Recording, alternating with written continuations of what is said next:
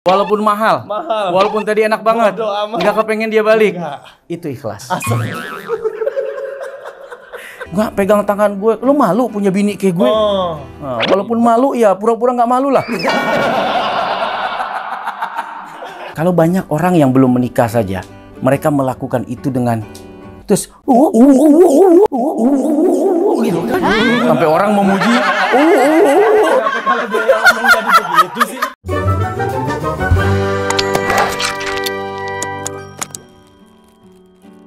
Assalamualaikum warahmatullahi wabarakatuh. Waalaikumsalam. Welcome back to Reza Surya Channel. Dan hari ini luar biasa banget. Hari syutingnya kita berdua di Ustadz On The Road ya, Tat? Yes, Reza. Dan hari ini tuh baru selesai banget, jam 8 malam. Ini adalah syuting terlama kita sepanjang sejarah di Ustadz On The Road. Wow, jangan-jangan ada yang lebih lama lagi nanti. Ada. Sampai subuh. Wah, jangan, Za. Amit-amit jam apa? Karena kita besok masih ada aktivitas. Benar. Aktivitasnya adalah nungguin kerjaan. Dan itu kerjaan juga, Za. Itu kerjaan. Karena menunggu itu kan sesuatu yang melelahkan. Melelahkan. Lu lelah banget sih gue nunggu, berarti menunggu itu adalah kerjaan. Capek banget. Udah gitu nggak tahu lagi datangnya kapan. Nah, kerjaan yang paling melelahkan adalah menunggu kerjaan itu. Nah, besok jadwal Ustadz adalah itu. Menunggu. Mau ditemenin nggak? Nggak usah. Lu kan udah jadwal nganggur. Takut bentrok, nganggur sama bengong. Nah, itu mirip-mirip tuh. Dan luar biasa banget, udah syutingnya kelarnya malam. Dan gue membajak lagi seorang Ustadz Soulmate. Hari ini bakal ada di YouTube channel gue. Terima kasih banyak sebelumnya, Tat. Sama-sama, Reza. Udah bersedia meluangkan waktunya. Kita bakal menjawab pertanyaan-pertanyaan yang tadi udah aneh post di Instagram. Oke. Karena memang sepanjang syuting Ustadz On The Road, sebenarnya aneh tuh berasa banget punya ilmu tambahan yang luar biasa, jujurly, dari seorang Ustadz Soulmate. Yang kalau kata Ani tuh, Tat, penjelasan-penjelasan dari Ustadz Soulmate itu mudah dicerna. Amin. Dan masuk ke hati. Insya Dan ini adalah niat Ane pengen men-sharing semuanya juga kepada teman-teman yang nonton YouTube channel Reza Surya. Thank you, Reza. Thank you. Biar sukses. Amin. Reza dan YouTube-nya semua bisa manfaat dan tentunya banyak memberikan edukasi buat siapapun yang menyaksikan. Ya. Dan kurang lebih mohon maaf. Belum, Za. Kan kita belum ngobrol. Ini baru opening, Za. Oke, Tat. Kita udah menampung pertanyaan-pertanyaan dari teman-teman semua. Tapi sebelum dibacain, jangan lupa subscribe, comment, like, and share juga. Jangan lupa juga follow Instagramnya Ustadz Soulmate. Yang pertama nih, Tat. Ada pertanyaan dari, dari Elisa_Nurrohmah09. Oke. Dia tanya gini, Tat. Gimana sih caranya mengikhlaskan? Berat nih mengikhlaskan apa ya? Ikhlasin apa ini? Ikhlas itu kan sesuatu yang tidak ada beban ya. Nggak ada beban gitu. Padahal sesuatu yang dirasa, sesuatu yang hilang mungkin, tapi gimana caranya nggak ada beban. Itu gimana? Contoh, tipsnya. Reza, lu pernah nggak makan di restoran yang paling mahal? Pernah. Menurut lo, pernah? Pernah. Kayak apa rasanya? Nikmat? Nikmat. Setelah masuk ke dalam perut, lalu dia keluar ke belakang. Iya benar. Bagaimana rasanya? Apakah ingin dia balik lagi? Ingin lu rasain lagi? Ikhlas banget dia pergi? Biarin. Udah biarin? Walaupun mahal. Walaupun tadi enak banget. Nggak kepengen dia balik.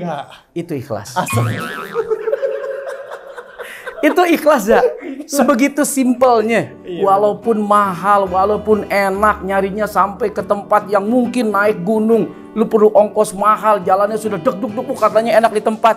Tapi begitu masuk, diolah, keluar, lu nggak akan mikirin, aduh mahal banget tadi nih. Terus lu pilih-pilih gitu, aduh sayang nih yang tadi 600.000 nih. Itu ikhlas, Za. Lepas, nggak ada beban. Sekaya apa nikmatnya, sekaya apa senangnya tadi lu. Pada saat dia harus berpisah, berpisahlah dengan baik-baik, tanpa ada beban, dan ikhlaskan saja. Tapi analoginya benar-benar bagus banget. Jadi memang orang juga pernah bilang ketika ada pertemuan di situ akan ada perpisahan. Karena memang semuanya yang memiliki ini adalah Allah semata ya. Betul. Dan kita harus yakin bahwa setiap takdir yang kita hadapi itu semua mudah-mudahan yang terbaik. Dan intinya ikhlas itu ya tadi melepaskan segala macam beban yang kita sandarkan kepada makhluk. Dan sekarang kita mulai menyandarkan itu semua kepada Allah. Kalau Allah kehendaki begini, ya sudah. Semoga ini yang terbaik. Semoga ini yang terbaik. Semoga ini yang terbaik. Jadi selalu husnuzon kepada Allah ya Tat. Iya. Luar biasa. Pertanyaan berikutnya dari Roseim 10. Nah, ini pertanyaan agak unik nih Tat. Cara mendapatkan jodoh buat wanita. Apakah wanita cuma bisa menunggu aja? Ya. Banyak cara sebetulnya seseorang mendapatkan jodoh. Menunggu bisa. Saudara datang, terus kemudian kenal. Ternyata saudara gue tuh ganteng, misalnya kan. Betul. Ternyata dulu waktu kecil ingusan, sekarang jadi ganteng. kok jadi cakep banget gitu. Bisa saja pertemuan itu datang dari kehadiran seseorang ke rumah kita. Nah, atau ya kita kan hidup ini bersosialisasi ya, Za. Misal di satu majelis taklim atau di satu tempat kita lagi kumpul kongko-kongko dengan teman-teman, tiba-tiba ada orang yang kemudian mendekat, lalu kemudian melamar, lalu kemudian ingin menikahi kita. Kenapa tidak? Itu juga jodoh. Jadi jodoh itu datang tidak selalu harus menunggu, karena jodoh itu rahasia Allah Subhanahu wa Ta'ala. Malah ada yang lagi asik-asik tidur rebahan ditelepon, lo mau nikah nggak? Tuh ada yang lagi nyari tuh. Nah, itu udah rezekinya. Itu udah rezekinya. Gue lagi enak-enak tidur, ada yang ngajakin nikah gitu kan. Iya. Nah, tapi misalnya ada lagi gini Tat. Kalau cewek ini kan mungkin memang kodratnya lebih kepada menunggu ya Tat. Ya. Nah, tapi biasanya gini Tat. Misalnya ada cewek nih, suka nih sesama kajian nih, misalnya ketemu nih cowok, terus dia kayaknya suka nih sama cowok tersebut gitu kan. Tapi karena cewek, jadi dia belum berani untuk mengungkapkan. Karena biasanya di adat ketimuran mungkin cowok duluan yang mengungkapkan ke cewek. Ya. Apa yang harus dia lakukan, Tat? Kalau dia ngomong takut gengsi, tapi kalau dia nggak ngomong, dia nggak akan pernah tahu itu si cowok, ya kan? Lebih baik menghilangkan gengsi daripada kehilangan kesempatan. Jadi nggak apa-apa. Jadi nggak apa-apa, mungkin menyampaikannya lewat temen. Tanyain dong, dia udah punya calon belum? Atau dia udah punya demenan belum? Kenapa? Gue sih kayaknya ada hasrat suka sama dia. Siapa tahu mungkin di hati dia sebaliknya juga takut pengen nyampein. Karena setiap orang tuh beda tipe gitu ya. Stylenya tuh ada yang berani ngomong, ada yang langsung ngajak ketemu orang tua, ada yang cuman mendem doang gitu loh. Ya guys, kita balik lagi. Tadi ada sedikit trouble di luar karena di bawah juga lagi syuting ya Tat ya. Yap. Jadi kalau kita lanjutkan, suara kita bocor di bawah. Bocor di bawah. Kita numpang di kamarnya Om Rico ya Om. Jadi kita lanjut. Kamarnya anak-anaknya Om Rico. Anak-anaknya Om Rico. Oke. Ya sekarang kita lanjut pertanyaannya. Masih ada beberapa pertanyaan lagi. Dan ini kayak seru banget pertanyaan yang berikutnya. Tat, ada yang Apa? nanya dari Adelia Putri 2431. Oke. Dia nanya gini. Kalau udah nikah, hukumnya jika mengumbar kemesraan di sosmed itu apa? Karena memang mungkin kan udah halal nih Tat, ya kan sebenarnya udah nggak apa-apa dong. Cuman ini di share ke khalayak banyak. Oke. Bagus, simpel kan? Iya. Bagus, keren, jadi motivasi. Itu jawabannya. Itu jawabannya. Oh gitu. Gini, Rasulullah Sallallahu Alaihi Wasallam dulu pernah ketika bersama dengan Aisyah, istri beliau kan. Ya. Kemudian berada di, ya boleh dibilang di satu arena lah ya, di halaman masjid, ketika menyaksikan ada atraksi main pedang gitu dari kelompok kaum Habasyah. Kemudian Aisyah itu menyandarkan kepalanya di pundak Nabi Shallallahu Alaihi Wasallam. Sampai semua itu takjub. Masya Allah. Nabi yang sudah berumur, Aisyah yang masih muda, mereka tidak kehilangan romantisme. Oke. Dan semua sahabat tuh terperangah gitu loh. Oke. Bahasa sekarang mah romantis banget sih. Aduh gitu ya. bikin orang tuh kayak gemes gitu.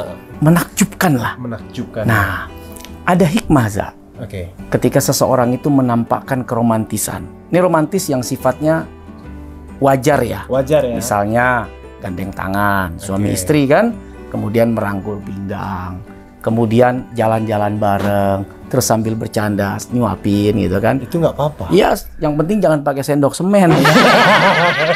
Sekop sekalian. Nah, itu punya hikmah satu.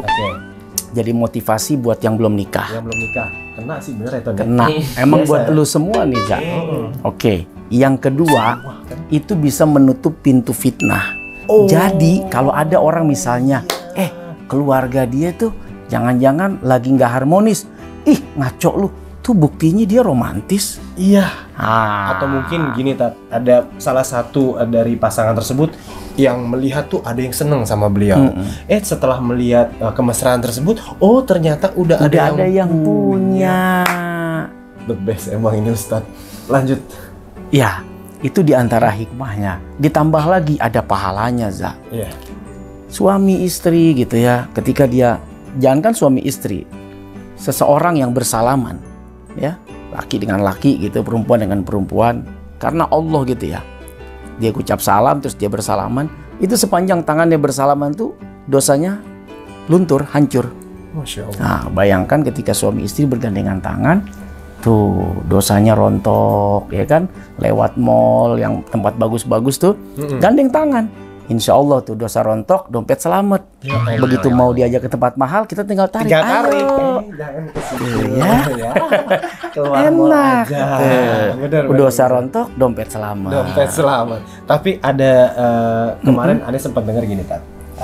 Ane pernah dengar di salah satu kajian ya, bahwa ada yang bilang gini, ketika kita menampakkan kemesraan walaupun kita sudah halal kepada halayak banyak, seperti halnya syaitan bermesraan dengan syaitan ditonton sama syaitan.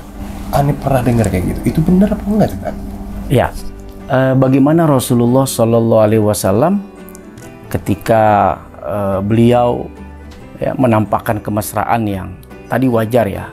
Misal contoh Aisyah menyandarkan kepalanya, pipinya ke pundak Nabi sehingga membuat orang menjadi takjub. Bahkan kemudian Rasulullah lari-lari lomba gitu ya, dengan Aisyah gitu sebagai bentuk keromantisan, dan orang kemudian ngerasa kayak, aduh seru banget ya hidup berumah tangga seperti itu. Nah kemudian Rasulullah meletakkan kakinya untuk istrinya kemudian naik ke atas unta ya. Kalau kita istilah sekarang buka pintu ladies first, Nabi sudah lebih dulu, bahkan Nabi meletakkan pahanya untuk diinjakkan kakinya naik ke atas unta oleh sang istri. Jadi itu yang tampak, belum yang diceritakan. Misal ketika Nabi minum dari bekas minumannya Sayyidatuna Aisyah radhiyallahu taala anha. Ketika Aisyah minum, dicari oleh Nabi, mana bekas minum kamu? Kemudian Nabi minum dari situ. Coba bayangin. Masih banget parah ini. Ketika Nabi Aisyah makan sesuatu, dicari mana bekas makanannya. Dari situ Nabi memakan. Kebayang nggak hari ini banyak orang yang ambil bekas elu ini mah. Dilap dulu, cuci dulu. Wah, tuker-tuker. Tapi tidak dengan Nabi. Malah dicari. Nah, itu menunjukkan bahwa keromantisan itu membangun psikologi. Gue butuh lu dan lu butuh gue. Kita satu. Kita saling menyayangi.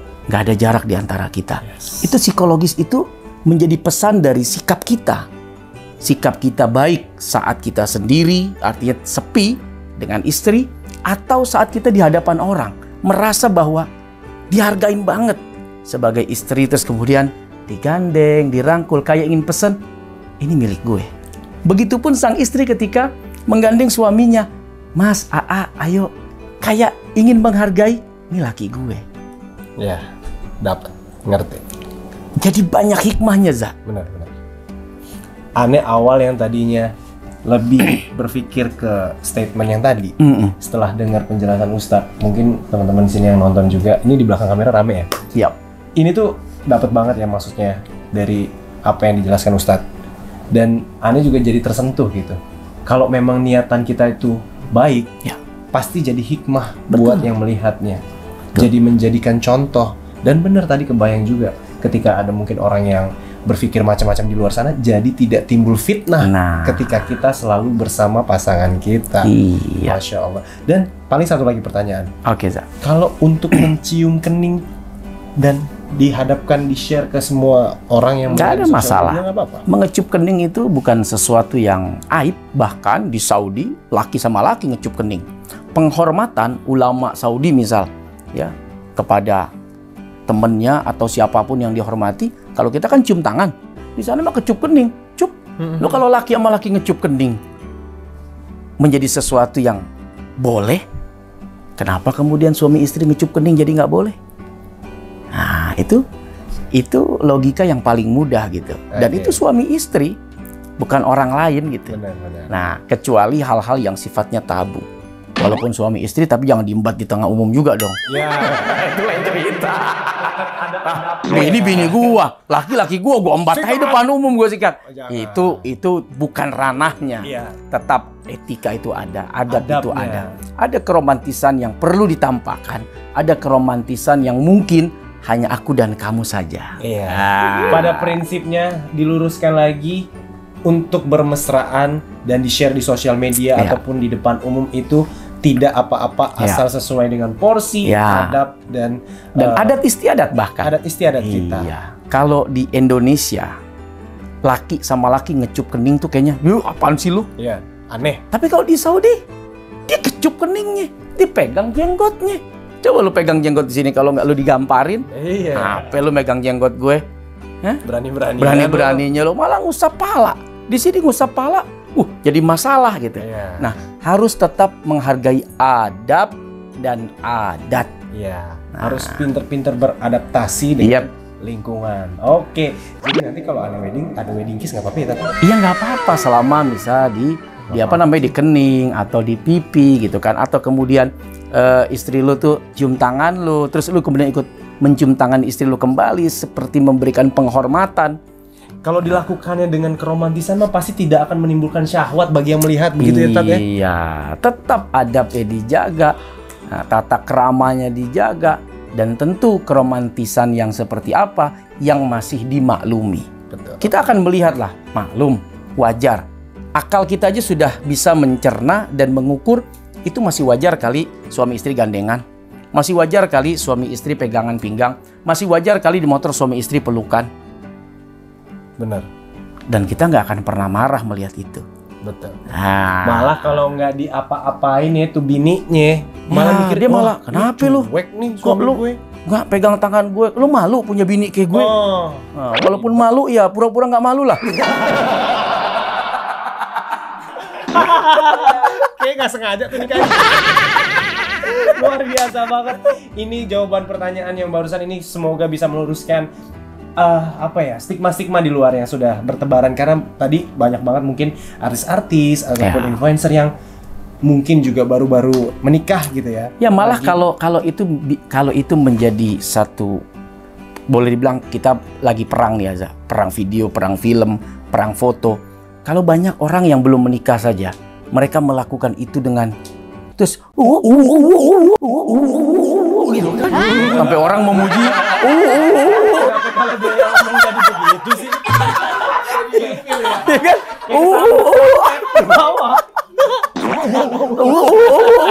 Padahal belum menikah itu si sanjung-sanjung, banget gitu kan. Iya, terus kenapa dengan orang yang sudah menikah, terus kok lu jadi julid? Iya. Lu nih sebetulnya tentara Allah apa tentara setan sih? Benar. Yang nikah lu julitin, yang nggak nikah lu banget sih. Nah itu.